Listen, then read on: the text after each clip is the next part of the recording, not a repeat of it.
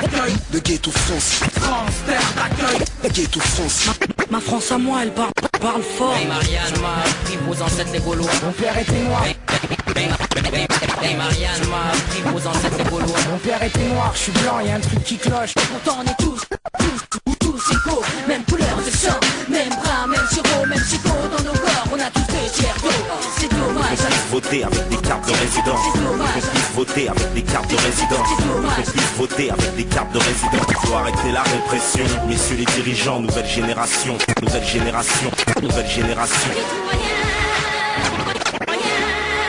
Est-ce aussi la liberté, égalité, fraternité? J'en ai bien peur. Le monde est demain, quand il a qui nous appartient. La puissance est dans nos mains, alors écoute ce refrain. Génération. Bonsoir à tous, bienvenue dans Génération Citoyen, l'émission qui ouvre le débat et qui provoque des rencontres inattendues que promis, vous ne verrez nulle part. Génération Citoyen, c'est aussi un partenariat avec le splendide magazine Fumigène. Génération Citoyen, c'est des journalistes, Rafale et moi-même Chloé, mais aussi une équipe, Yasmine aux manettes, Omar et Karim de Ice Cream, dont vous entendrez les questions qui déboîtent à la fin de l'émission. Bonsoir à tous, nos invités ce soir, nous recevons Tariq Ramadan. Comment ça va Tariq Ramadan? Bonsoir, ça va bien, je vous remercie. Merci d'être là. Et le rappeur Medine. Bonsoir. Ça va Medine? Bien. Merci aussi à toi d'être ici. On commence cette émission avec notre introduction culte, je veux dire classique. Le moment Arlette Chabot en hommage à cette célèbre journaliste qui bise donc tous ses invités. Comment nos invités se sont-ils salués en arrivant dans les studios de Génération? À vous la parole, on rectifie juste après. Très chaleureusement. En un mot, je crois que ça ressemble à ça. Tariq Ramadan. Oui, tout à fait, je crois c'est que bien. c'est avec le respect mutuel, beaucoup de chaleur. Ils se sont embrassés, ils se sont enlacés. Ils se connaissaient un petit peu. Oui, c'est vrai, hein. Vous connaissez déjà. Oui, on se connaît, on s'est rencontrés une fois et surtout on se suit à distance. Et ça vous plaît? Très bien, relation à distance, très bien. Ils ont en quelques secondes, ils ont parlé de leurs enfants, des premières parties de qui fera la première partie de qui dans un concert, je sais pas quoi. Enfin, Tariq Ramadan doit venir avec on va en son djembé, je sais pas. Enfin, d'ici la fin de l'émission. Alors avant d'en savoir plus sur nos invités, Yasmine comme d'habitude est allée sonder la rue pour tester votre street crédibilité. Quand on dit Tariq Ramadan, ça dit quoi? Quand on dit Medine, ça dit quoi? Ça vient de la rue. Si je vous dis Tariq Ramadan, qu'est-ce que vous pouvez me répondre? Penseur, musulman. C'est un chanteur, non? Je ne connais pas. Tariq Ramadan. Je connais pas du tout. Un intellectuel musulman. Et si je vous dis Médine, qu'est-ce que vous pouvez me répondre? Ville de l'Arabie Saoudite. Medine France. Medine, ouais, c'est un chanteur. Le Havre. Si je vous dis Tariq Ramadan, qu'est-ce que vous pouvez me répondre? J'ai déjà entendu parler, mais je vois pas qui c'est. C'est la voix de l'islam moderne? C'est un écrivain, c'est ça? C'est un professeur d'université. Ramadan, je connais, mais Tariq, je sais pas. Et si je vous dis Médine, qu'est-ce que vous pouvez me répondre? Médine, je suis en train d'écouter là. C'est un rappeur. Je connais pas du tout. Medine, c'est la Mecque, c'est ça? Arabian Panther. Si je vous dis Tariq Ramadan, qu'est-ce que vous pouvez me répondre? Je sais pas quoi répondre. Tout ce qu'il a dit lui. Je suis un Européen, un Suisse et un musulman. Théologien. C'est un acteur, un truc comme ça. Ben, Tariq Ramadan, c'est quelqu'un de religieux, c'est tout. C'est un beau gosse, lui. Et si je vous dis Médine, qu'est-ce que vous pouvez me répondre? Pour moi, c'est un rappeur. Medine. C'est qui? Muslim Van Panic. C'est une actrice ou bien un chanteur? Lui aussi, c'est un beau gosse, alors. Si. Ouh, nous avons deux beaux gosses ce soir. Voilà. Dont une actrice. Dont Et un une actrice. Quel film? Donne-nous ta filmographie. Alors Ramadan, les gens voient, mais Tariq un peu moins. En gros, il y en a un qui nous a C'est dit tout à ça. fait compréhensible, accessoirement. Ouais. Ça vous surprend tous les deux un peu ce que vous avez entendu? Non, c'est plutôt... C'est la street, hein. Ouais, non, pas vraiment, très Non. sincèrement, pas vraiment. Mais c'est assez marrant. C'est assez marrant. C'est plutôt marrant. Tariq Ramadan, pareil? Oui, tout à Pareil. fait. Alors heureusement, maintenant qu'on a entendu un petit peu tout et n'importe quoi, Raphaël est là pour établir 2-3 vérités. C'est l'heure du portrait croisé. Et encore 2-3 vérités. Allez. Bon, le socialiste Malek Bouti le qualifie de Le Pen arabe. Les fâchés des forums internet l'appellent le Ben Laden du rap. Je l'ai lu. C'est un Génération Citoyen explosif qu'on vous propose ce soir en invitant en même temps Tariq Ramadan et Medine. Zéar Muslim, don't panique, ça pourrait être le slogan de ce soir, en recevant deux personnalités personnalités qui défendent l'islam chacun dans leur catégorie, notre équipe n'est pas à l'abri de se prendre un avertissement, peut-être un carton rouge de la part de Brice Hortefeux.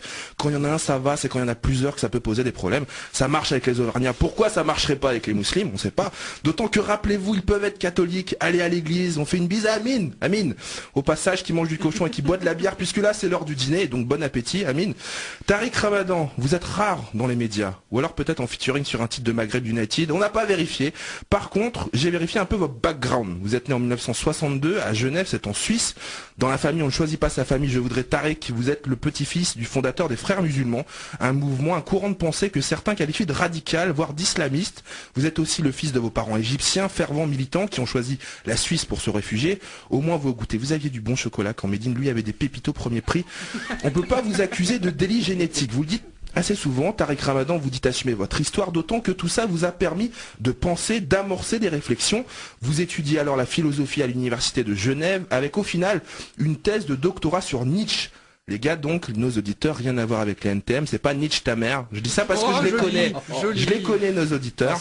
Ruquier recrute. De 96 à 2003, vous êtes chargé de cours d'islamologie à l'université de Fribourg, c'est en Allemagne. L'année suivante, il y a une autre université qui vous veut, c'est l'université catholique de South Bend dans l'Indiana.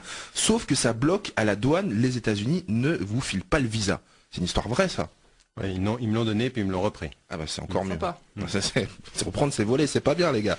En 2007, l'université de Leyde, dites-moi, je dis bien au Pays-Bas, de Leyde, bon, j'ai pas, c'est bon, vous propose d'occuper la chaire d'islamologie et vous refusez. Bim, hop, la même année, vous êtes embauché comme consultant sur les questions d'intégration par la mairie de Rotterdam et comme professeur invité par l'université de cette ville. Sauf que là encore, on essaie de vous virer. C'est pas possible, monsieur Ramadan. Optez pour le CV anonyme de Yazid, Sabek, Sarkozy, ou je sais pas, faites-vous appeler Alain Finkielkraut, ça peut marcher. Ne mettez pas de photo, peut-être. Hein, c'est peut-être votre barbe là qui bloque Tariq Ramadan. Et pourtant, Médine a tout fait pour la déstigmatiser. Bien sûr.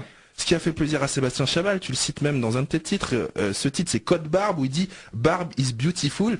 Résultat, il a tous les barbershops de France qui veulent lui faire la peau. C'est la crise Médine et toi tu fais du mal aux petits commerçants, c'est pas bien. Médine, d'origine algérienne, tu es né en 1983, tu vis au Havre en Haute-Normandie. Tes références tu vas les chercher toi-même.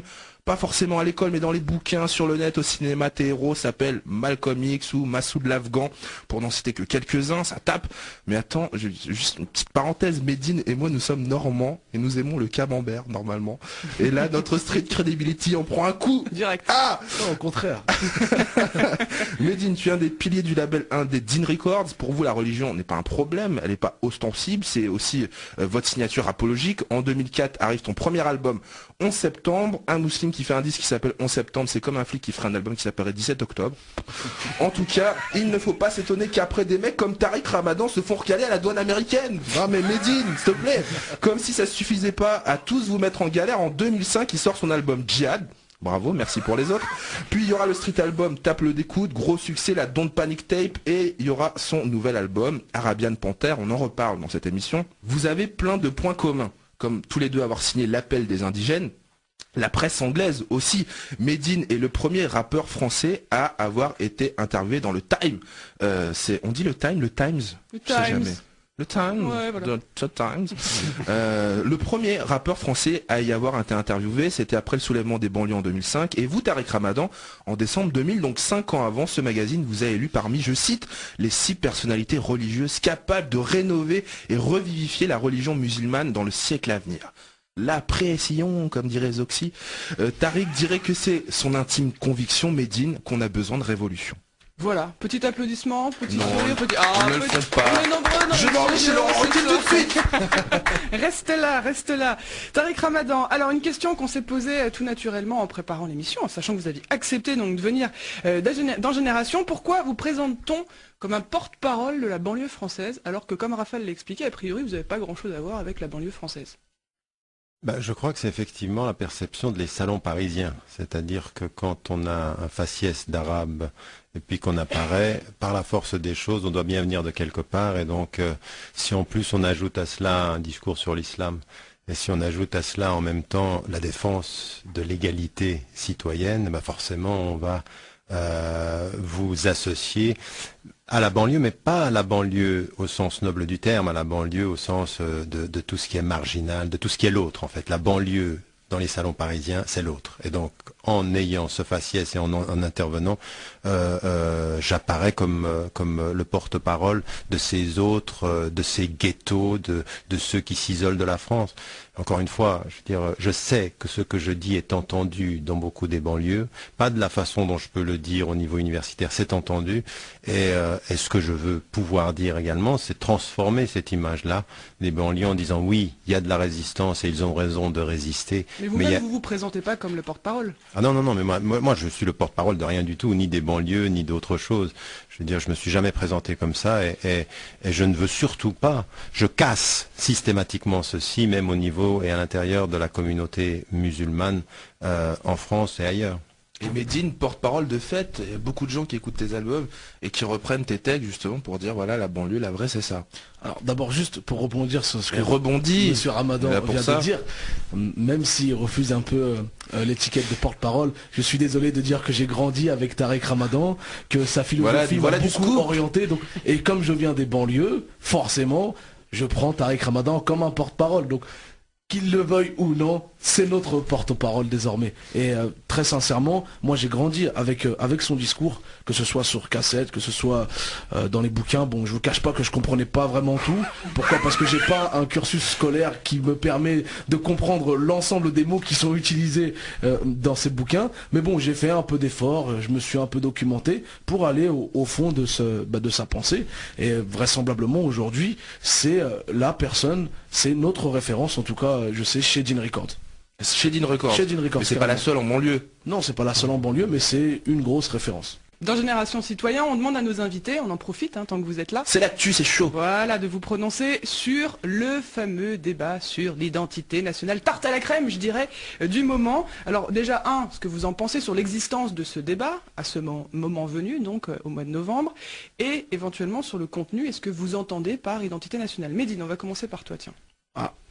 La première fois que j'ai entendu ça, j'avais vraiment l'impression qu'on était en train de tracer les frontières d'une identité dans laquelle il fallait forcément s'inscrire. Si on débordait un peu de cette identité-là, de cette carte d'identité, je sais pas comment appeler ça. D'un moule, un espèce de moule français. Forcément, on n'était pas considéré comme français. Donc ça m'a tout de suite mis moi en marge parce que j'ai toutes les caractéristiques malheureusement pour ne pas rentrer dans ce moule-là. Je me dis c'est quoi être dans l'identité française aujourd'hui, c'est avoir un physique précis, avoir une philosophie précise, avoir une pratique précise, une religion précise. Ce qui fait que tout de suite je me suis senti menacé. Alors qu'au contraire, ce débat devrait me rassurer, devrait venir redéfinir, bien sûr agrémenté de toutes les cultures qui existent aujourd'hui en France pour enrichir le débat. Est-ce que c'est ce débat qui t'a questionné ou est-ce que toi c'est des questions que tu te posais déjà avant ? Non, vraiment, j'ai pas attendu ce débat-là pour savoir qu'on était en pleine crise identitaire. Je le savais déjà bien avant. Simplement, ça m'a menacé, moi, ce débat-là. Je me suis senti menacé en disant, attention, si à la fin de cette réflexion-là, tu ne rentres pas dans les critères qui en sont ressortis, tu seras forcément stigmatisé à vie. Et c'est comme ça que je le prends. Tariq Ramadan, votre point de vue? Oui, moi je suis assez d'accord avec la nature même du débat. C'est-à-dire que, bon, encore une fois, il faut qu'on se rende compte dans ce pays que les questions qui sont liées à l'identité ou les questions qui sont liées à l'islam, c'est en fait une balle de ping-pong politique. C'est-à-dire c'est un jeu entre les partis, à qui fera le plus peur et à qui récoltera le plus de votes. C'est de la manipulation politique. Il n'y a rien de sincère alors. Il n'y a rien de sincère. Tout mais non, mais je veux dire. Quand les politiques parlent d'identité, le débat qu'il y avait eu sur la question du foulard islamique dans ce pays, c'était pas du tout sincère. C'était à un moment donné Jacques Lang qui se retrouve sorti du gouvernement, qui prend le tapis, qui le tire pour faire tomber le gouvernement en trouvant ce qui va faire controverse. Et tout à coup, on entre dans une espèce de délire national pendant 6 mois, où soi-disant une commission va changer d'opinion en 6 mois. Et il nous le dit. Je veux dire, puis des gens sensés. Des gens comme Alain Touraine, je veux dire des sociologues au niveau, ils changent d'opinion en 6 mois.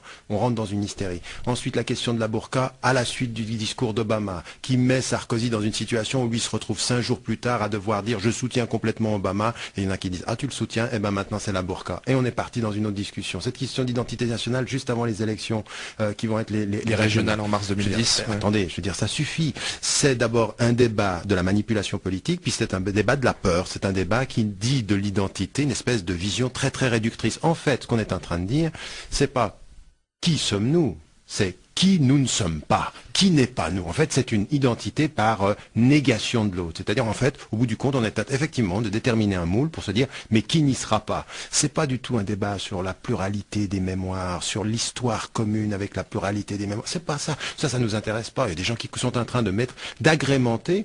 Je veux dire, je sais pas si vous avez vu l'article qui était sorti de Max Gallo, qui lui est passé de la gauche à un soutien de Sarkozy, étonnant, mais pas si étonnant que ça par les temps qui courent, et il nous dessine les contours de tout ce qui est l'identité française, qui est effectivement en crise. Il faut pas nier la crise que tout le monde est en train de vivre. Mais c'est les termes du débat qui comptent. Comment on pose des questions? Qu'est-ce qu'on veut?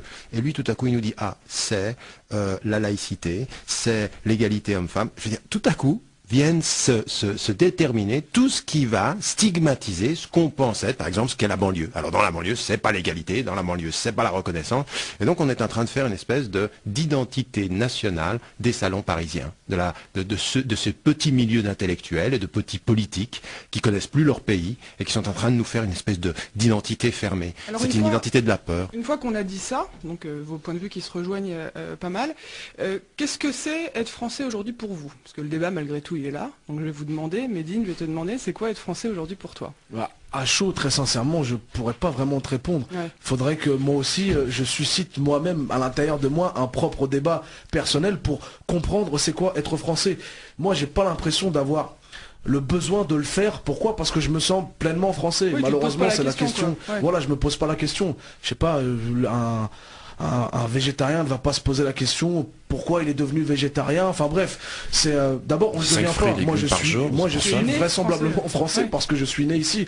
C'est des questions qu'on me pose depuis ma scolarité. Je me souviens des professeurs qui m'ont posé frontalement, est-ce que tu te sens français? Et ça ne m'interpellait pas plus que ça à l'époque. Aujourd'hui, avec du recul, je trouve ça d'une violence symbolique énorme de demander à quelqu'un est-ce qu'il se sent vraisemblablement français parce qu'il a un physique qui ne correspond pas à l'atmosphère nationale. Bref, je suis moi-même en questionnement vis-à-vis de ce débat-là. Est-ce que moi-même je dois faire cet effort-là de réflexion? Alors, est-ce que je suis dans le moule du français ou pas? Français, quoi, voilà, exactement. Ça, et j'arrive pas à y répondre pour l'instant. On pose la question à un Suisse. Voilà, c'est quoi être français? Oui, mais bon, moi j'irai plus loin parce que je pense que même si on ne s'est pas posé la question, à un moment donné, il faut imposer sa réponse. Il faut dire ce que l'on croit être le français d'aujourd'hui. Et ça, je pense qu'à un moment donné, moi dans le débat que j'ai avec beaucoup d'intellectuels ici en France, c'est pas leur question qui m'intéresse, c'est de reformuler leurs questions. Parfois par mes propres réponses. On va dire, mais votre question, c'est même pas une question pour moi. Mais par contre, vous allez avoir une réponse. Et ma réponse aujourd'hui par rapport à la France, de ce que ça peut être d'être français, c'est-à-dire effectivement de dire, mais clairement, comme un cadre du début des choses, parce qu'on parle ici de citoyens. C'est-à-dire de dire, écoutez, la loi de ce pays-là, nous, on obéit à cette loi-là, c'est-à-dire on la reconnaît, cette loi-là. On n'a aucun problème avec cette loi-là. La langue de ce pays-là, on veut la maîtriser au plus haut niveau de son expression, et c'est notre langue, c'est-à-dire c'est ça aussi. Pourquoi c'est important ça? Parce que la culture passe par la langue. Médine, quand il chante en français et avec la force du verbe, c'est important de reconnaître la créativité d'une langue et la loyauté au pays. La loyauté au pays, qu'est-ce que c'est? C'est le fait que ce que l'on veut demain pour nos enfants en France, c'est un pays qui soit mieux que ce qu'il est aujourd'hui. Ça veut dire quoi mieux que ce qu'il est aujourd'hui? Pas des faux débats sur l'identité, mais de la justice sociale, la reconnaissance de ce que sont les gens, d'arrêter de nous parler des ghettos que sont les banlieues sans nous parler des ghettos que sont les résidences ou les lieux résidentiels, les ghettos des blancs, les ghettos des riches. C'est de regarder la France avec ce qu'elle a comme acquis, mais de regarder la France avec ce qu'elle a comme défi. Et ce qu'elle a comme défi, c'est effectivement la justice sociale. Être français, c'est de se dire, moi je veux plus de justice, je veux que dans le marché de l'emploi, il n'y ait pas de discrimination, que le racisme cesse, qu'on soit aujourd'hui dans une espèce de logique de mixité sociale et non pas d'enfermement. C'est ça être français. Ajoutez à cela quelque chose qui va casser tout ce qu'ils sont en train de nous raconter sur la colonisation, pas la colonisation, c'est de dire, attendez, l'histoire commune de ce pays, c'est pas l'histoire de la petite bourgeoisie blanche, c'est aujourd'hui la mémoire de l'Algérie, la mémoire du Maroc, la mémoire de la Tunisie, la mémoire de l'Afrique, la mémoire de tous ceux que vous avez amenés ici pour qu'ils travaillent, qui ont construit ce pays, à vous demander à leurs enfants quand est-ce que vous vous intégrez. Ils sont intégrés, ils sont dans la contribution, c'est ça la France. La France est une histoire commune des mémoires plurielles, pas la compétition des mémoires. Ça ne nous intéresse pas la compétition des mémoires. Il y a compétition de mémoire quand vous voulez faire une histoire officielle qui nie des gens. Quand vous niez pas, on est dans la pluralité. C'est ça être français. Est-ce qu'on doit continuer à apprendre l'histoire des Carolingiens, des Mérovingiens aussi? C'est peut-être non, parce que c'est difficile. Non, moi j'ai pas de problème avec ça. C'est-à-dire que, non, mais attendez, ce qu'il faut qu'on dise dans nos écoles, c'est pour ça que par exemple, même par rapport à certains jeunes qui sont dans les banlieues, qui disent mais l'histoire de la Deuxième Guerre mondiale, on n'a pas envie d'entendre parler. Moi, je suis contre ça. Il faut qu'ils sachent ça. Il faut qu'ils sachent le traumatisme qu'a été la Deuxième Guerre mondiale. Parce que ça a été un vrai traumatisme, la souffrance d'un peuple et des Juifs. C'est une réalité, ça. Mais la connaissance, la richesse que tout le monde apporte dans ce pays, c'est pas de soustraire la connaissance, c'est de l'additionner. C'est-à-dire que c'est bien de connaître ce qui s'est passé en Deuxième Guerre mondiale, mais la colonisation, le déni de dignité des gens qu'on a torturés et qu'aujourd'hui on est en train de dire « Ah mais la colonisation c'est bien, on vous a fait des autoroutes ». Espèce de menteur. Je veux dire, les autoroutes, ça vous a servi pour le fric. Ça vous a pas servi pour la dignité. Par contre, vous avez torturé des gens. Donc, nous, on n'est pas dans cette compétition-là. On veut pas que vous vous rappeliez que vous avez torturé. Mais il faut que vous sachiez que notre mémoire, elle vient de là. Et que si aujourd'hui on est debout comme citoyens français, c'est que nos parents étaient debout devant la colonisation. Ça aussi, ça fait partie de l'histoire de France. Ça aussi, c'est la France de la dignité. C'est ça qu'il faut. C'est ça ma réponse. Je veux dire, votre question, j'étais même pas au courant qu'elle existait, mais ma réponse, vous allez la voir. C'est la mienne aussi. Hein. C'est fou comme Tariq Ramadan arrive à poser des mots sur nos pensées. J'aurais dû faire philosophe, moi. C'est pas trop tard, Medine, Tariq Ramadan qui sont avec nous ce soir dans Génération Citoyen. Première pause musicale, morceau de Medine, justement extrait de l'édition collector d'Arabian Panther. Raphaël en a parlé tout à l'heure, ça s'appelle Candidat libre, le morceau que tu as choisi. Peut-être un mot sur le titre? C'est peut-être pas forcément le morceau de rigueur, mais bon, c'est l'actualité. Peut-être que peut-être en faisant un peu de l'interprétation, on va pouvoir transposer ce problème que l'on rencontre nous au sein de la musique, au sein de notre propre société. Parce que malheureusement, la musique c'est une micro-société. C'est devenu aujourd'hui un espace de discrimination. Les rappeurs les plus engagés, ceux qui disent les choses peut-être les plus intéressantes, sont discriminés au sein du reste de la musique. Un peu comme dans notre société aujourd'hui, un certain type de Français sont discriminés parce que tout un tas de choses qu'on vient évoquer aujourd'hui. Candidat libre, Medine, on revient tout de suite. J'avais dans l'idée d'éplucher les petites annonces, de me trouver un job d'arpo en pleine récession, afin de pallier au manque de finances, en prolongeant mes droits d'intermittence aux allocations. Mais j'ai le CV léger, je suis un beurre léger, un bagage vide comme un ventre après l'IVGG. Écrit des forêts de lettres de motifs, mais on passe vite les motifs à l'impulsif devant leurs leitmotiv. À part rapper, moi je sais que rapper. Je n'ai jamais gratté, ciré les pompes d'un gradé. Pourtant les offres d'emploi, j'entoure au stabile au boss. Bientôt j'irai bosser pour un boss. Lorsque la page casting de mon newspaper m'informe qu'un gros producteur recherche un rappeur. Carrière et contrat d'artiste à la clé pour le candidat le plus motivé. J'ai toutes mes chances, j'ai fait mes preuves dans l'indépendance. Et cette année j'ai plus tourné que tous les groupes de France. J'ai serré des milliers de mains, croisé des milliers d'yeux et répété 1000 fois que soit sur toi la paix de Dieu. Alors, à l'audition de la dernière chance, je me présenterai comme la dernière tendance. MC sulfureux, les lyrics s'écrivent sur le feu. Moitié engagé, moitié hardcore et rageux. Ouais, allô, salam. Salam. Tu remontes bien ou quoi? Bien et toi, gros pépère? Ouais, tranquille, ça va. Eh, devine, je vais où là? Je sais pas moi, dis-moi. Je vais à une audition, gros. Mais non, mytho. Je te promets, je suis en bas du bâtiment. Ah ouais? Il y a un contrat d'artiste au bout de l'affaire. Ah, ça t'évite la chaîne. Ouais, c'est ce que je me suis dit. Eh, tu sais quoi, je me gare et je te rappelle, poto. Salam. C'est le jour J, à quelques mètres du jury, j'écris quelques rimes pour impressionner leur oui. Ça donne un truc qui commençait comme as, faisant d'un pic, d'un beat et d'une bonne grosse basse. La salle est pleine de prétendants, d'anciens du mouvement et de la scène indépendante. Tous révisent leurs paroles, réajustent leur flow, portent les dernières sapes à la mode sur leur dos. J'ai mis mes Nike et mon survêt de training, mon kévier offert par les frères de Gaza Team. Medine, candidat 11 mai 01, se prépare et rentre en salle d'examen. Bon Bonjour messieurs les jurés, j'ai quelques jeux de mots sans juron qui peuvent vous en jouer. Je les ai joués à tous les gens de ma jungle. C'est des éloges d'encouragement que j'obtiens de mes singes. Des messages, il y en a tant, alors rappons sans plus attendre. Avant que ma chaîne se mette à se pendre. J'ai des couplets pour tous les goûts, que voulez-vous pour le preview. Un petit 16 à la chacour, bon ok ça roule. Je rappe les yeux fermés, le cœur ouvert, les poings fermés, la bouche ouverte. Par enfermé mais presque ouvert, par enfroigné mais son contraire. Je rappe pour les secondaires, ceux qui ont rien, ceux qui perdent, ceux qui restent en chien et tous ceux qu'on enferme. Retour dans Génération Citoyen, l'émission de street politique du dimanche. Nos invités sont le rappeur Medine et quelqu'un qui est rare dans les studios de radio, d'ailleurs sur les autres plateaux aussi, Tariq Ramadan, universitaire et spécialiste de l'islam. Bonsoir à vous deux. Bonsoir. Ils sont toujours là, ils ne sont pas partis en courant. Tariq Ramadan, quand on a continué de préparer l'émission, on a fini par se poser une question. Pourquoi les gens ne vous aiment pas? C'est pas une pub pour une boisson. Vous dites que certains vous accusent d'avoir un double discours et que d'autres sortent vos propos de leur contexte. Moi, c'est ce que j'ai lu à travers le début de votre livre, en tout cas, qui s'appelle au passage Mon intime conviction, paru aux presses du Châtelet. On en reparlera à la fin. Vous dites aussi, je sais que je gêne et je sais qui je gêne. Alors c'est qui? Bon, d'abord, faut nuancer les choses. Là, c'est un ouvrage de clarification. Il y a des gens qui, effectivement, répètent à l'envi que j'ai un double discours. Encore une fois, ça, c'est pas nouveau. Il faut savoir que ces stratégies-là, et je le dis dans le livre, c'est l'argument de ceux qui n'ont aucun argument. C'est de jeter la suspicion sur la personne et sur ses intentions de façon à ce que les gens ne vous écoutent pas. Raison pour laquelle je dis souvent, il n'y a pas un double discours, il y a une double audition. Il y a des gens qui ont une écoute sélective de ce qu'ils ont envie d'entendre. Et donc, ça fait maintenant 25 ans que j'ai des gens, quand je leur dis, mais dites-moi où ça se passe, où il y a ce double discours. Alors, vous avez des gens comme Antoine Sfer, il dit, oui, il y a 2 cassettes en arabe que j'ai vues. Je lui dis, je suis allé le voir. Je lui ai dit, elles sont où ces cassettes? Il dit, non, mais je les ai quelque part. Je dis, jusqu'à maintenant, on les a jamais vues.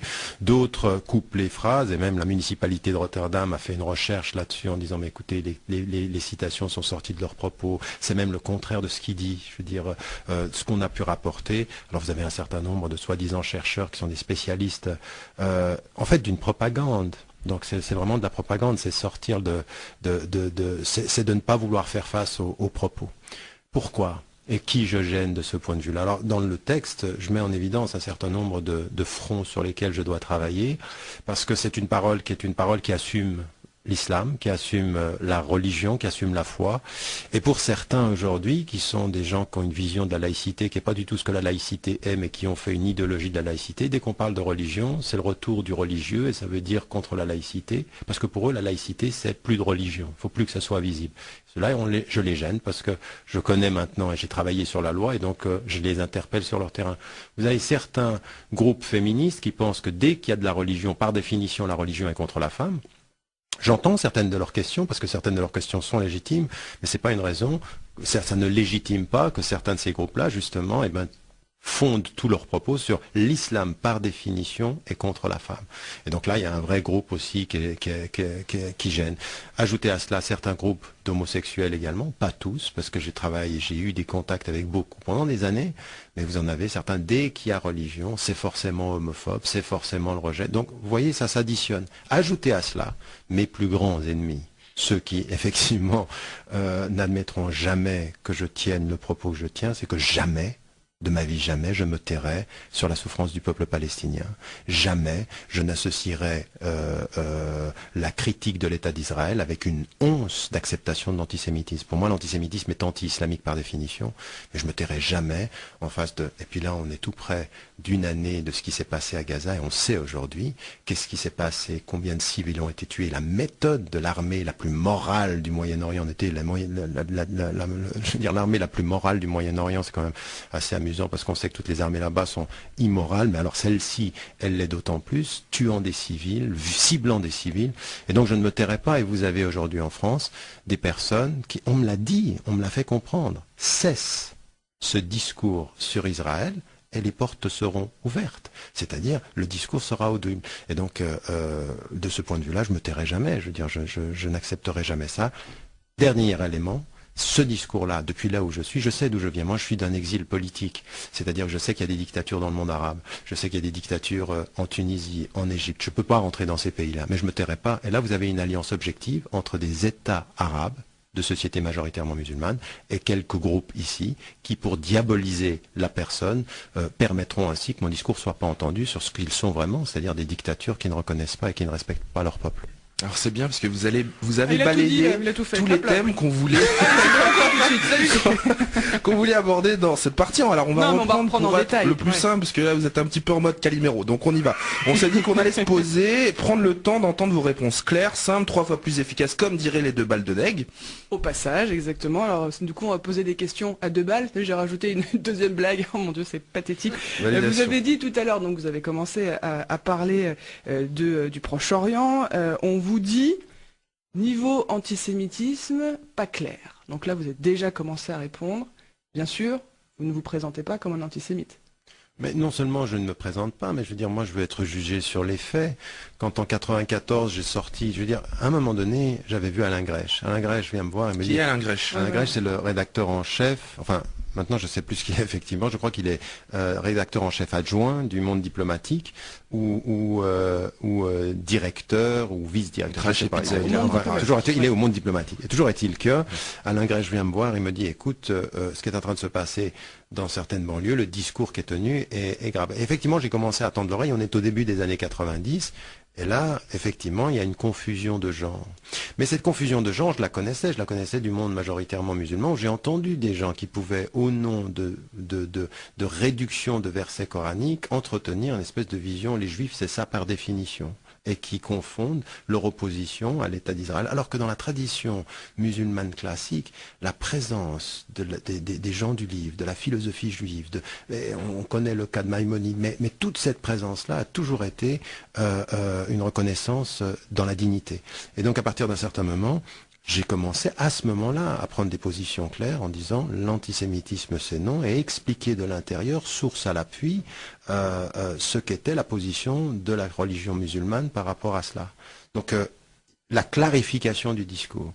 Et donc j'ai énormément d'intellectuels, je veux dire de Alain Grèche lui-même, mais de Noam Chomsky, de gens qui sont eux-mêmes de tradition juive, croyants ou pas, même des rabbins qui ont dit non mais attendez, c'est une rigolade ce qu'on est en train de lui dire quand on me traite d'antisémite. Et d'ailleurs j'ai eu aucune attaque, je veux dire, en procès sur cette question-là.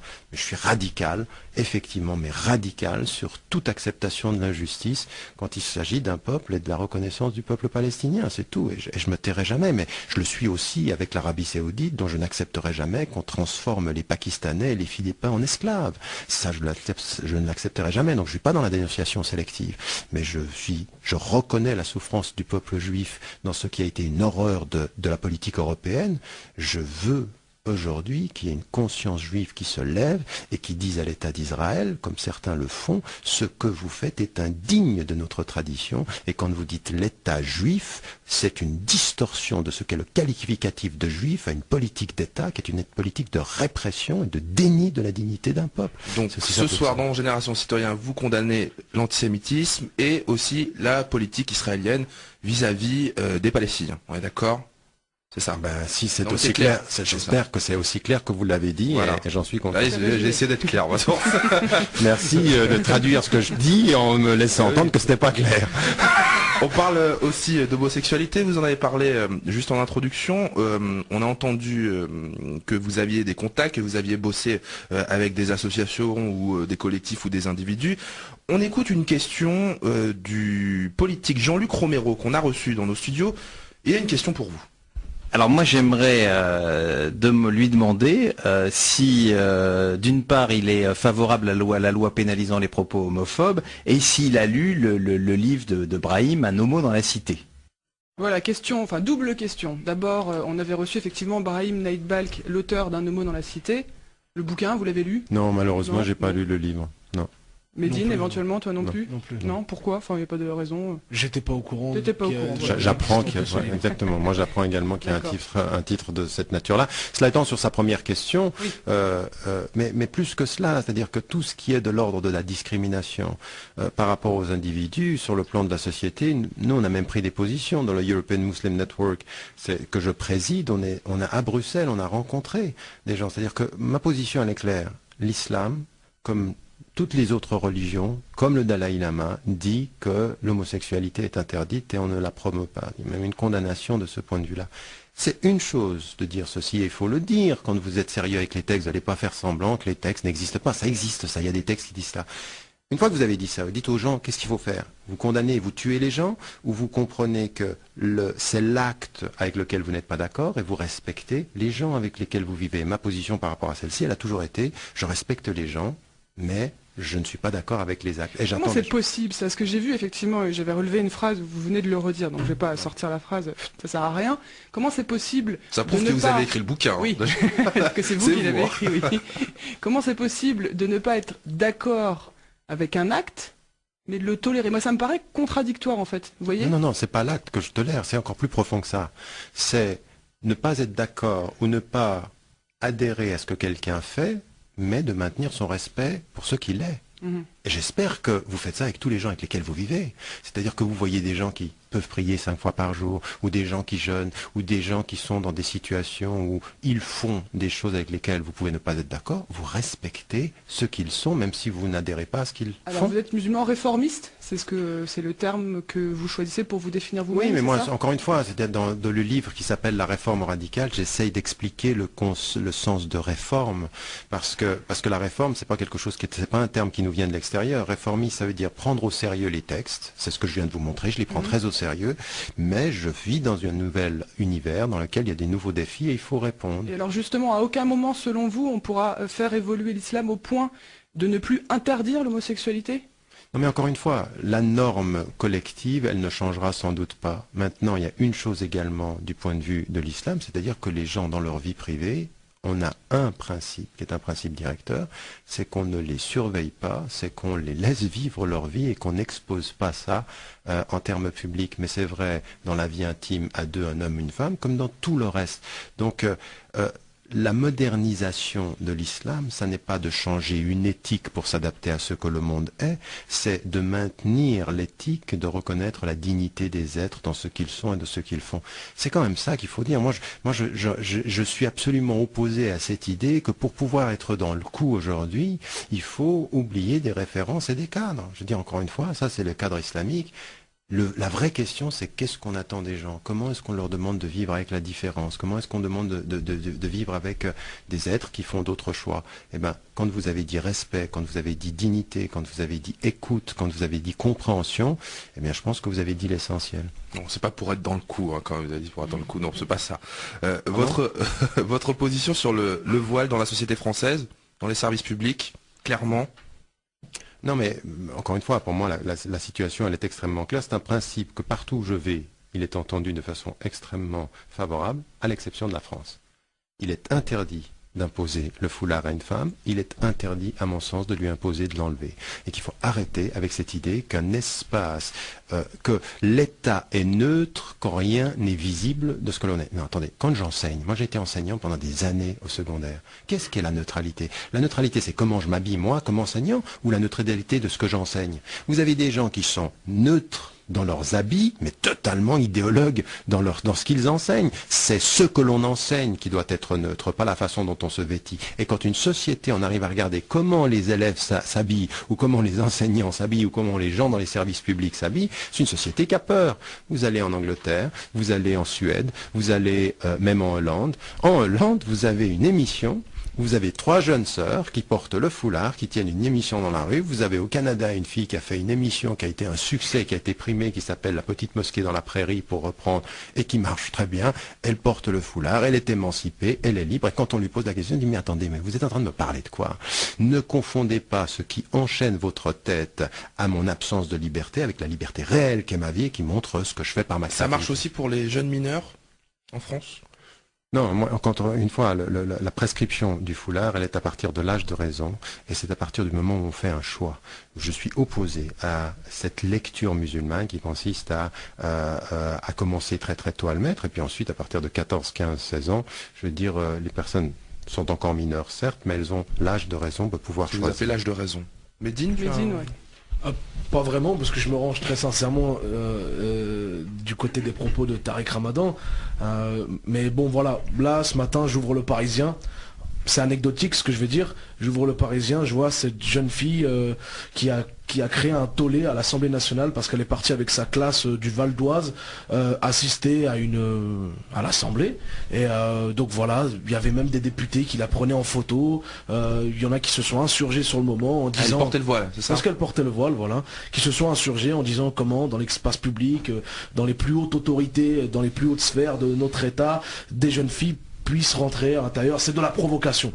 Alors, très sincèrement, je ne sais pas vraiment encore une fois comment réagir par rapport à ça. J'aimerais avoir un peu de recul par rapport à cette actualité parce que j'ai pas envie de tomber dans l'émotionnel, parce que je risque de faire des dommages collatéraux en insultant ces gens, parce que malheureusement je peux pas m'empêcher moi de faire des références avec la société américaine dans les années 60. J'en reviens toujours à là, mon album s'appelle Arabian Panther, désolé de faire un peu de promo, et voilà, je suis obligé de faire le parallèle avec la situation des Afro-Américains dans les années 60 aux États-Unis. Je peux pas m'empêcher, moi, quand je vois ce genre d'actualité, de repenser à ces jeunes filles qui étaient interdites de rentrer à l'école parce qu'elles étaient noires. Je peux pas m'empêcher de penser l'actualité française par rapport à la lumière de l'histoire afro-américaine ou bien d'autres histoires. Donc ça nous rappelle de vieilles douleurs et c'est très difficile à encaisser. Donc c'est anecdotique ce que je dis, mais voilà, ça reflète encore une fois un climat, une certaine ambiance qui existe en France vis-à-vis du port du voile. Qu'est-ce qu'il faudrait faire selon toi pour faire évoluer les mentalités et éviter ce genre de situation Je crois qu'une première chose importante, ça serait déjà de donner la parole à ces jeunes filles. Ce sera déjà une première chose, vraiment un premier pas, d'inviter des jeunes filles sur des plateaux télé, de leur donner la parole, de les laisser s'exprimer, parce que jusqu'à il n'y a pas si longtemps que ça, d'ailleurs, on n'a jamais entendu de jeunes filles s'exprimer. Ou alors on va chercher une petite... à la radio ça arrive, mais malheureusement ça s'entend pas un voile au téléphone. Donc parfois on le comprend dans leur discours, mais c'est vrai que ça nous arrive fréquemment. Il faudrait bouger le tissu, je sais pas, trouver une astuce. Écoute. Enfin voilà, je pense que s'il y avait un premier pas à faire dans la compréhension de ce phénomène d'actualité, comme on veut bien l'appeler, c'est d'abord de donner la parole à ces jeunes filles. Ouais, si je peux venez, non, mais parce que je suis complètement d'accord une fois encore.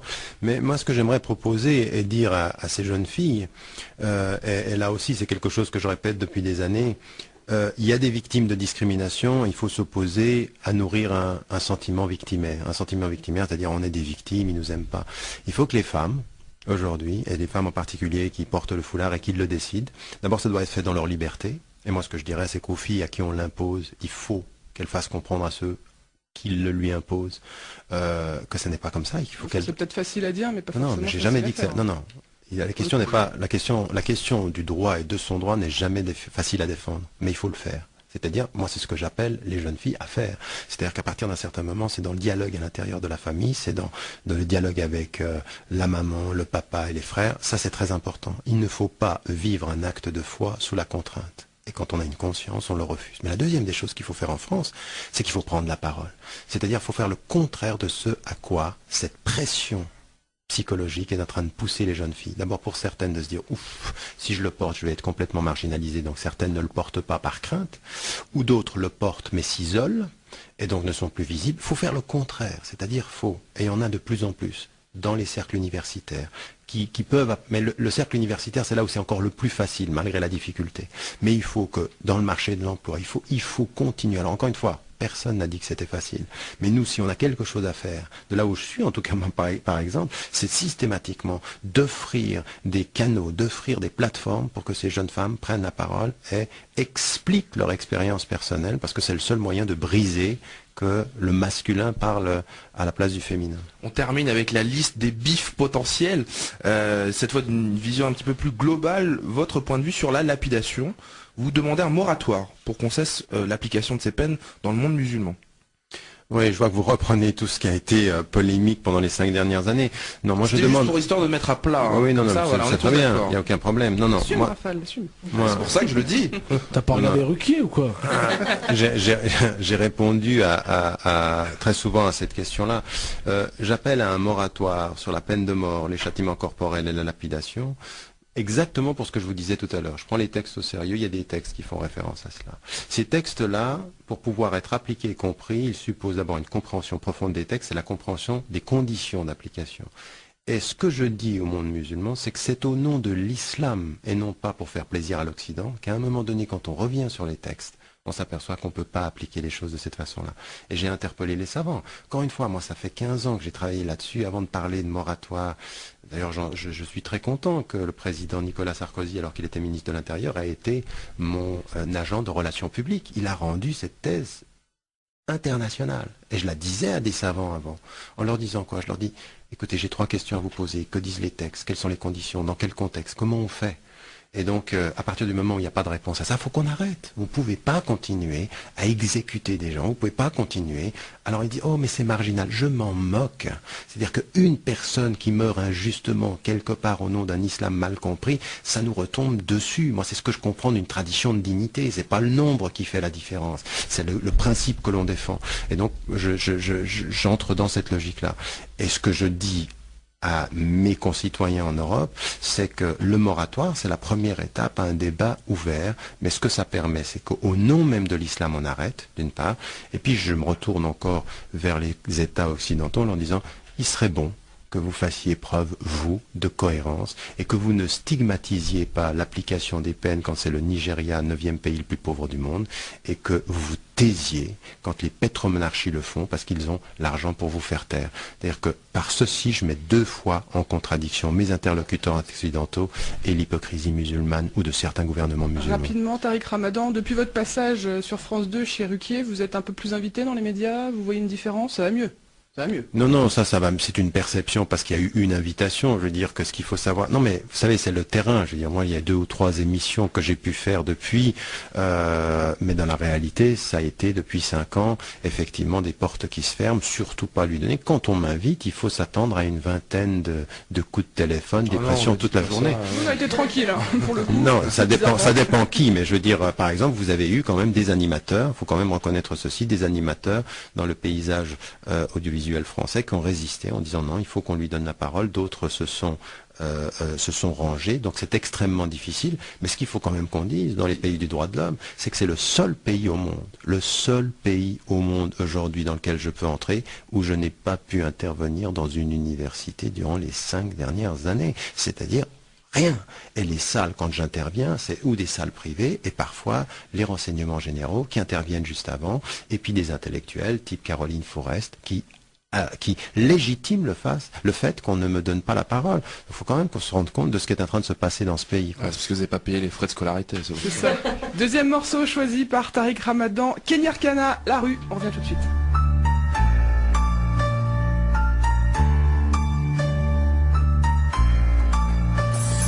Je suis celle qui accueille les moments mal d'amour qui se perdent bien souvent dans ma gueule.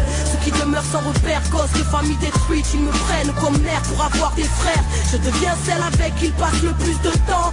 Et ils sont fiers d'être de mes enfants. Ils portent mes couleurs dorénavant. Ils doivent prouver qu'ils sont dignes de mon rang. Me prouver à moi en prouvant à leurs frères qu'ils en ont dans le froc en provoquant l'enfer. Qu'ils puissent étoffer leur palmarès pour alimenter le pacte jusqu'à ce qu'ils se perdent dans leur prouesse. Je leur ai inculqué qu'il y a ni bien ni mal, juste des faibles et des forts à l'instinct animal. Parce que dans mes artères coule la jungle. C'est chacun pour soi et tout sur celui qui va gêner. Je suis la rue, la mère des enfants perdus. Ils se chamaillent entre mes vices et mes vertus. Je suis la rue, celle qui t'enseigne la rue. Te perche dans mon chahut. Je suis la rue, la mère des enfants perdus. Ils se chamaillent entre mes vices et mes vertus. Je suis la rue, celle qui t'enseigne la rue. Te perche dans mon chahut. Tu m'as choisi comme mère quand tu es en vadrouille. Reste avec moi, quitte les bancs scolaires, je t'apprendrai la débrouille. Tu n'as pas de place dans leur monde, mais ici je t'en donne une. À toi de la garder du ciment, tu peux faire fortune. Conduis-toi comme un roi, le reste viendra. Je suis avec toi, mais faut honorer le pas, te souviens-toi. Je t'enseignerai l'agilité pour dompter la chance. J'ai composé la chanson, celle où le diable mène la danse. Le orphelin, je t'offrirai des sensations, des jerrycans d'adrénaline pour assouvir tes tentations. Tes parents vont me maudire, alors sans une excuse pour moi, tu vas les faire souffrir. Je serai la cause de vos disputes, moi qui t'accueille à bras ouverts. Si tu prends la porte, viens, je t'offrirai de l'argent à te faire et plein de potes qui seront tes compagnons, tes frères, car mes fils aveuglés, c'est à cœur joie que vous sombrerez dans mes vies. La rue, la mère des enfants perdus, qui se chamaillent entre mes vices et mes vertus. Je suis la rue, celle qui t'enseigne la rue. te perdre dans mon chalut. Je suis la rue, la mère des enfants perdus. Et ce chamaille entre mes vices et mes vertus. Je suis la rue, celle qui t'enseigne la rue. Te perdre dans mon chalut. Génération Citoyen, troisième et dernière partie, la partie la plus courte de l'émission. On est toujours la partie avec... la plus funky aussi. Oui, la plus funky, la partie freestyle on l'appelle. C'est Tariq Ramadan qui est avec nous en featuring avec Medine ce soir. Rafale bien sûr toujours là, Yasmine, l'équipe de Ice Cream TV, tout le monde est là. Le débrief musical. Alors pourquoi Kenny Arcana la rue? Tariq Ramadan, pourquoi vous avez choisi ce morceau? Parce qu'en fait on me l'a suggéré quand je devais y réfléchir. Non, c'est pas directement, mais à l'écoute. Non, bon, elle, je la connais, je sais ce qu'elle fait, j'ai un tout petit peu suivi. En l'occurrence par mes enfants qui m'ont parlé d'un certain nombre de personnes, dont Méline, et si effectivement... pourquoi pas. Je crois qu'ils se sont vus. Mais cela étant, effectivement, je pense que c'est assez représentatif et je trouve qu'il y a du talent dans ce qu'elle fait. Donc Medine, Arabian Panther, collection, édition collector, pardon, je verse les deux mots. Je croyais que tu allais te donner un collection éditeur. Bibliothèque Rose, tu sais. Collection éditeur, non c'est pas ça. Comment ça se passe? Ça se passe bien? Ça y est, c'est sorti là? Ça sort demain parce qu'on est dimanche. Ouais. Donc ça sort demain. Ça sort demain. Parfait, okay. Parfait timing. Un petit mot peut-être sur l'objet. Ça reprend quoi là, ce coffret là? Ça reprend l'album Arabian Panther qui est sorti jour pour jour il y a un an, avec un maxi supplémentaire avec 3 morceaux inédits qui reprennent un peu l'actualité musicale et puis l'actualité aussi politique parce que on est censé faire un peu de rap engagé, donc forcément voilà, c'est un morceau, c'est un maxi qui regroupe 3 morceaux qui parle d'actualité. Donc joignons l'utile à l'agréable parce que le coffret est magnifique. En plus, les auditeurs de Génération connaissent le fond. Donc jetez-vous sur l'édition collector d'Arabian Panther. Et là, c'est le moment d'Ice Cream TV avec Karim ce soir. Comment ça va, Karim? Ça va très très bien. Bonjour à tous. Alors les questions... On te les a chauffés, hein. Ouais, j'ai vu ça. Alors, on va commencer avec Tariq Ramadan. Bonjour Tariq Ramadan. Alors, Tariq Ramadan, après que le vaccin de la grippe H1N1 ait tué toute la population de l'Île-de-France, vous devez choisir un seul couple pour assurer le repeuplement de cette région. Alors, 3 choix. Petit A, Hortefeux et Fadela Abara. Petit B, Caroline Forest et Mohamed Sifawi. Et petit C, Brigitte Bardot et BHL.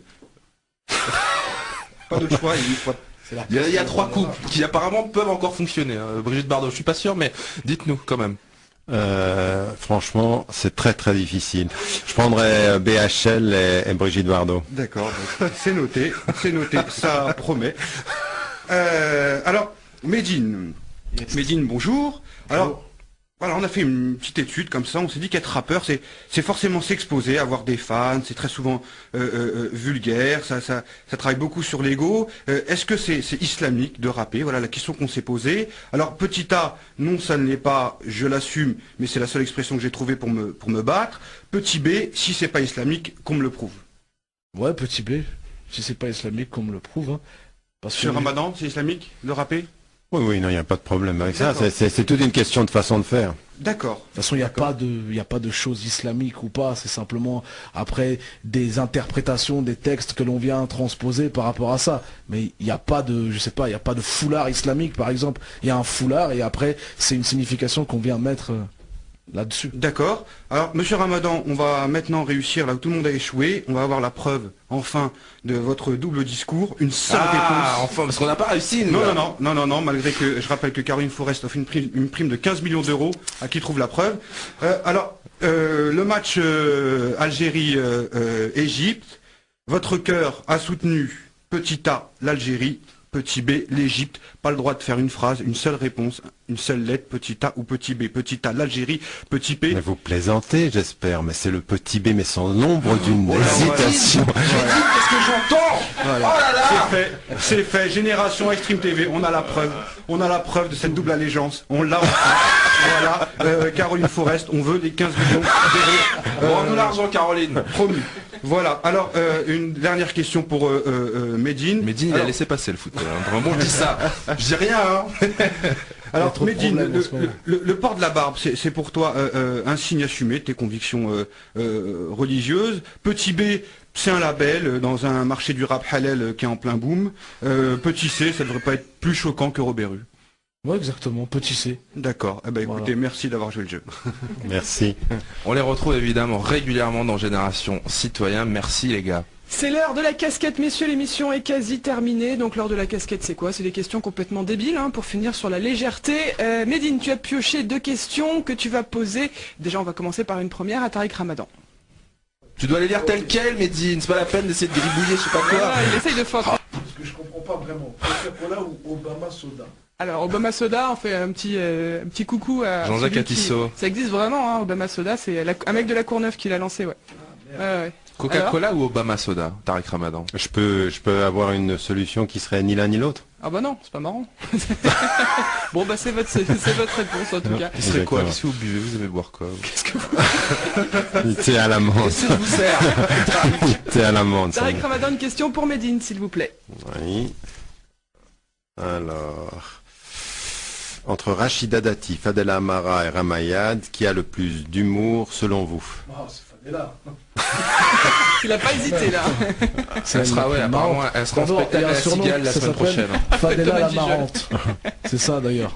Certains l'appellent comme ça, Fadela la marrante. Ah ouais, j'ai d'autres surnoms moi. Mais... Dernière question. Dernière question. Dernière question. Pour quelle présentatrice TV vous pourriez être un homme objet? Ah oui, non mais oui. Vous n'avez pas des Suisses, on les connaît pas. On vous demande pas de choisir entre Nathalie Riouet et Maïté. Alors franchement, j'ai aucune... Mais je vais rebondir sur ce que vous aviez dit tout à l'heure, Arlette Chabot. Oh non, dites pas ça. Vous lui faites une bise, Arlette Chabot, quand vous la croisez? Je la croise pas, mais... Ah voilà, d'accord. Ça résout le problème.